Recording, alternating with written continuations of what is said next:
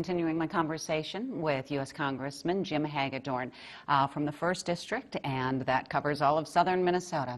I'm very much concerned about, of course, all the American people, but especially the people in southern Minnesota. Let's follow the rules. Let's try to get through this as fast as possible with as few deaths as possible, and then get our economy and our jobs back in order. I think it's going to turn around here fairly quickly. How are you doing personally? Last time you were in here, we talked about your cancer. You would be one of those considered to have a more compromised immune system, yes or no? Mostly, except the type of treatments that I get are immunotherapy, which actually kind of revs up my immune system. Yeah. But, everybody potentially is susceptible to this. I'm doing fine. My treatments are going well. I feel great. We're not missing any work, and we're just going to keep going. I know. You worked really hard to get into office, and while you've been in office, I don't think you've missed a vote, correct? So far, not over this. I missed 3 votes out of 800 or something, but not over illness. I appreciate you asking. That's kind of you. It's nice to see that politics don't seem to be getting in the way. Am I correct in saying that, with everything developing with the coronavirus? I think that's true for the most part. I mean, there's a couple of packages. One we just voted on the other day, again, extending some benefits, leave benefits, sick leave benefits to employees who are going to be displaced over this.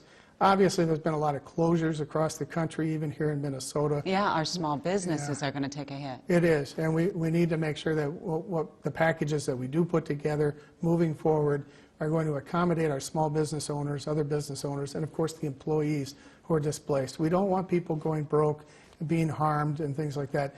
This is no fault of anybody, so we're just having to deal with a situation, and we're going to get through it. But we're going to look out for people, I can guarantee you. How can we protect the housing market, or the markets with housing, because of what happened years ago, 10 years ago or so, and the recession that we were in back in 2007, 2008?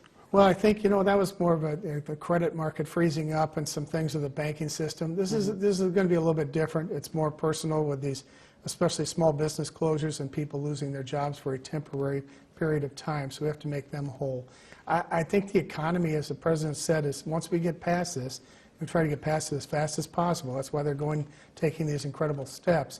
I think things are going to rebound. There was a lot of demand in the economy before this happened. Every business person I talked to in southern Minnesota said their only problem was finding workers, especially skilled workforce. And I think we can get back to that pretty quickly.